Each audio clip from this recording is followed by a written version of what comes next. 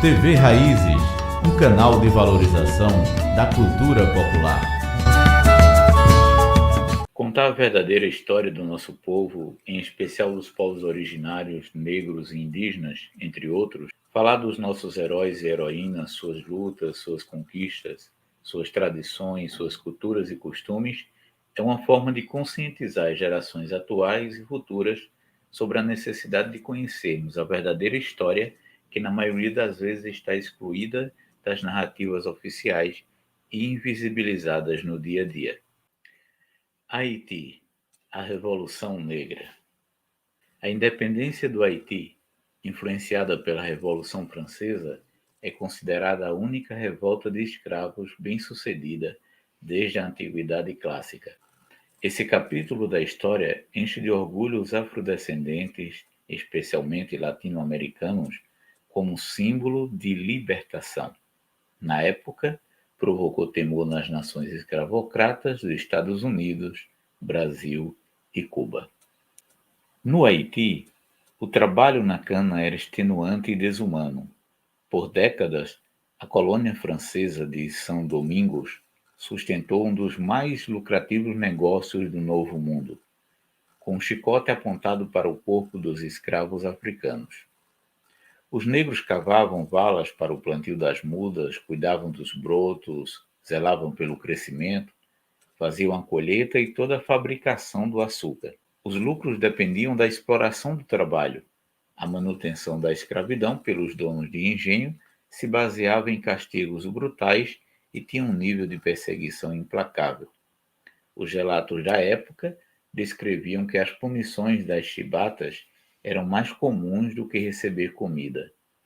Mutilavam-lhes membros, orelhas e genitais, faziam-nos comer excrementos, amarravam-lhes a grilhões e blocos de madeira, prendiam-nos a postes fincados no chão. A tortura sistemática originava, não sem razão, uma sede de vingança. E este foi um dos motivos da revolta que teve início em 1791 e conformou a única rebelião vitoriosa de escravos desde a Antiguidade Clássica.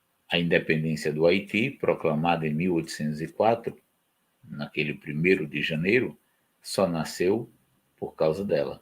Na ilha de Haiti, como os índios descreveram a região montanhosa para Cristóvão Colombo em 1492, o período colonial deixaria as marcas de genocídios, torturas e escravizações desde o fim do século XV. A população nativa foi dizimada, passou de aproximadamente 500.000 para cerca de 60.000 em rápidos 15 anos. Enquanto os espanhóis deixavam parte do território à medida que acabava a riqueza das minas de ouro, os franceses passavam a ocupar o norte da ilha. Em 1697, a Espanha reconheceu a soberania da França nas terras.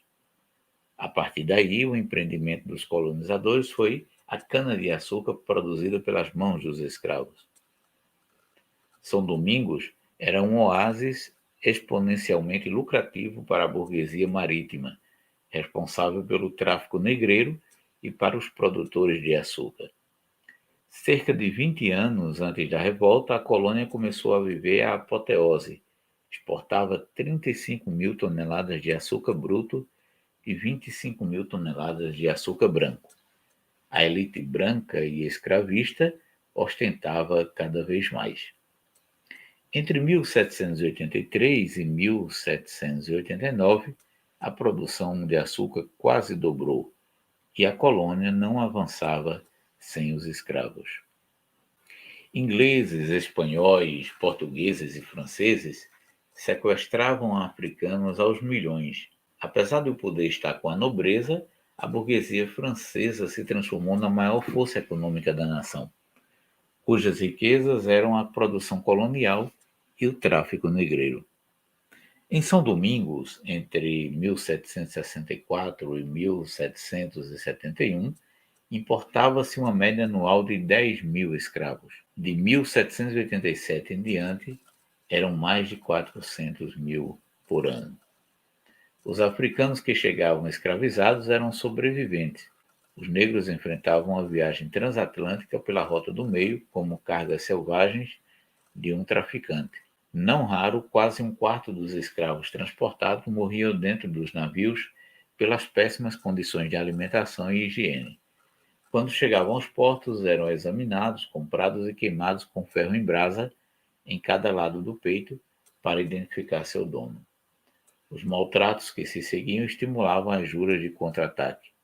Algumas dessas reações eram proferidas nos rituais noturnos de Vodun, tradição espiritual e religiosa do povo haitiano. Os inimigos brancos. Em crioulo, dançavam e gritavam canções ameaçadoras, registra o escritor sírio Lionel Robert James. E bomba eu, canga bafio té, canga mão né delé, canga do quilá, canga li. A tradição seria algo como: juramos destruir os brancos e tudo que possuem, que morramos se falharmos nesta promessa. Tal qual o Brasil pré-abolicionista, também havia quilombos organizados nas montanhas haitianas para montar uma resistência contra a escravidão. O mais temido foi o líder Maquilan, negro da Guiné. Ele era um visionário, grande orador e se dizia imortal com os poderes do Vodun. Tinha seguidores aos montes. Em 1758, planejou envenenar a água das casas dos brancos para libertar os escravos. Foi traído, capturado e queimado vivo. Essa história, que mais parece invenção, virou até mote para livro do realismo fantástico latino-americano, O Reino deste Mundo, do cubano Alejo Carpentier. Na planície do norte de São Domingos, onde os canaviais se alastravam lado a lado por dezenas de quilômetros, um capataz e também sacerdote do Vodun liderou uma rebelião. Boukman planejou atear fogo nas plantações, exterminar os brancos e tomar a colônia a partir de Lecap. Quando começou a revolta, os escravos destruíram completamente as fazendas, as plantações viraram cortinas de chamas e fumaça. Os latifundiários foram executados. O ódio dos negros aflorou e Boukman começou a Revolução Negra. Os escravos da parte do sul e do lado ocidental engrossaram o coro das revoltas. A repressão aumentou. Boukman foi morto em luta, mas o levante não parou. Os insurgentes passaram a 100.000 e ganharam adeptos. De uma onda de fúria, o movimento amadureceu e abraçou a bandeira da liberdade e da independência.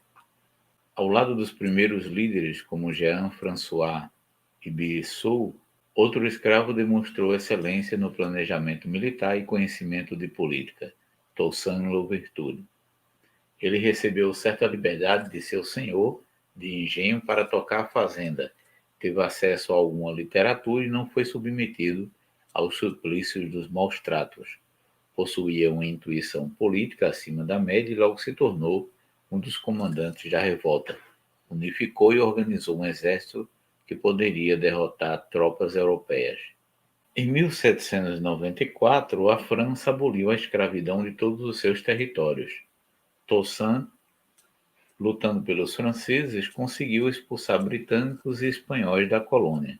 Foi nomeado pela metrópole chefe do exército. Chegava ao auge de seu poder. Quando Napoleão Bonaparte foi eleito primeiro cônsul, São Domingos proclamou uma constituição, tornando-se província autônoma. Contudo, em 1802, Napoleão se tornou cônsul vitalício e começou a reação. Já com o domínio da Louisiana, ao sul dos Estados Unidos, enxergou São Domingos como um ponto-chave para a expansão do Império Francês no Novo Mundo. Enviou uma armada para a ilha, 47.000 homens sob o comando do general Leclerc. Toussaint não acreditava que Napoleão quisesse restabelecer o domínio e a escravidão, mas virou-se contra o governante. Após fracassos de seu exército, rearticulou as forças sob seu comando e imprimiu sobre as tropas francesas derrotas memoráveis. Ainda bem intencionado com os colonizadores, o líder negro fez um acordo de paz e se deixou levar preso até a França, na tentativa de negociar. Acabou morto numa prisão em Fort Joux, nos Alpes. O maior líder da revolta foi traído por sua própria confiança na liberdade. O movimento independentista não parou. Nova rebelião, desta vez liderada por Dessalines, derrotou as tropas de Leclerc e proclama a independência da ilha em 1º de janeiro de 1804, sob o nome de Haiti. A revolta iniciada por Toussaint Louverture visava assegurar aos habitantes da colônia os mesmos direitos que os da metrópole. Era uma luta pela igualdade e essa luta sempre foi um equívoco dos movimentos negros. Jacques Dessalines, aliado de Toussaint, não pensava em igualdade. Sabia que a liberdade de sua gente só estaria assegurada se lutasse pelo poder. Explica Afonso Teixeira Filho, tradutor para o português da obra Os Jacobinos Negros. A repercussão da Revolução de São Domingos foi gigantesca para a luta contra a escravidão. Ainda maior era o temor dos escravocratas de que a revolta influenciasse todas as Américas. O historiador John Hope Franklin escreveu em Da Escravidão à Liberdade que os americanos ficaram horrorizados diante das notícias do que acontecia no Haiti. A partir de 1791, muitos preocuparam-se mais com os acontecimentos no Haiti do que com a luta de vida ou morte que se desenvolvia entre França e Inglaterra. No Brasil, muitos comentaristas nativos e estrangeiros escreveram sobre os perigos da revolta em terras tupiniquins. Embora a influência tenha sido limitada, alguns milicianos mulatos no Rio de Janeiro usavam retratos de Dessalines. Se você gostou do nosso conteúdo, dá um like nesse vídeo, compartilhe em suas redes sociais e também, se puder e se quiser, nos apoie. Aqui tem várias formas de como você dá sua contribuição para fortalecer esse projeto de comunicação alternativa que é a TV Raízes.